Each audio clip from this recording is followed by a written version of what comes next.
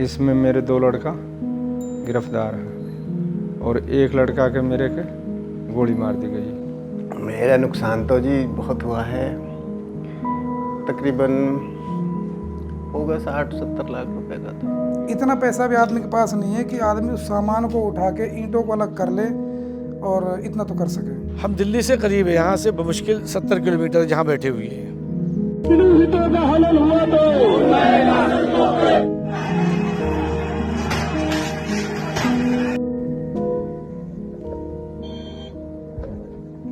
Police को phone किया था आपने?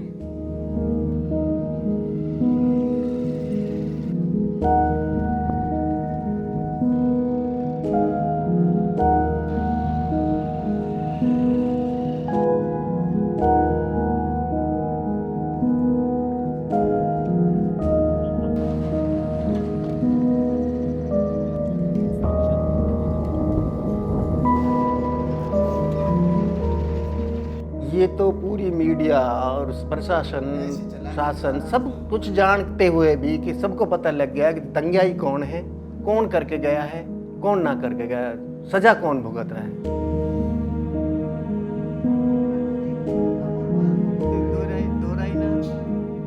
वो लड़का था जो बड़ा वाला अफजल, तो उसने सिर्फ इतना कहा था उसने कि भाई 9 में दंगा हो गया है, भाई 9 को आओ तो अपने होश से आना। बस इतनी बात उसने वो ग्रुप में कह दी, इसी बात पे वो उठा लिया।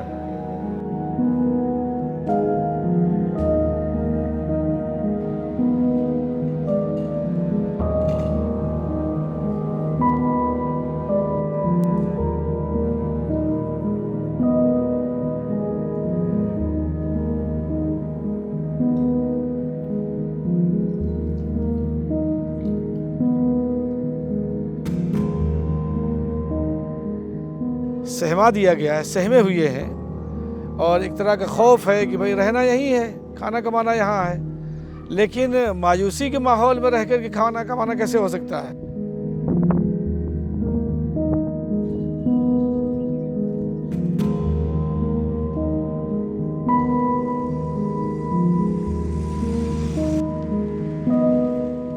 हालांकि लगभग मेडिकल गेट पे लगभग 45 के लगभग दुकानें थी, और जिनमें से 22 दुकानें मेरी थी, और सारी बिल्कुल ख़त्म कर दी गई बिल्कुल। अब जो कमाने का जो सिस्टम था सारा बिल्कुल इन्होंने जीरो कर दिया, बिल्कुल फुटपाथ पे ला दिया जी। ऐसे ही सबके साथ हुआ, बिल्कुल नील बट्टे सन्नाटा हो गया बिल्कुल सबका। कुछ नहीं, उनके पास ज़मीन बेच के ये दुकानों में पैसा लगाया था, अब कुछ है ही नहीं, पता हो क्या करें।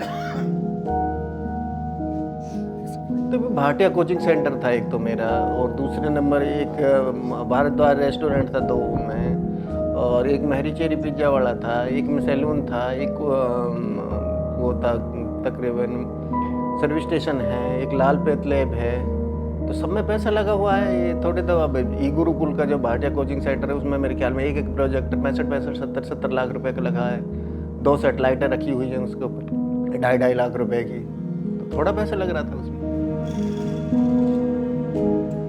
बेचनी पड़ सकती है ज़मीन, अब तक तो नहीं बिकी है, लेकिन आगे जब पैसे नहीं रहेंगे तो अपने काम करवाने के लिए, अपने बच्चों को सुलझाने के लिए तो ज़मीन बेचनी पड़ेगी। अच्छा बड़ा नुकसान हुआ है, और उस नुकसान की भरपाई जल्दी नामुमकिन है। गवर्नमेंट को चाहिए कि सर्वे कराए, और जिनके साथ जो नाइंसाफ़ी और ज़्यादतियाँ हुई हैं उन नाइंसाफ़ियों और ज़्यादतियों के मद्देनज़र रखते हुए उनको मुआवजा देना चाहिए, चाहे वो अपनी जगह पर रहे हों या कहीं और रहे हों।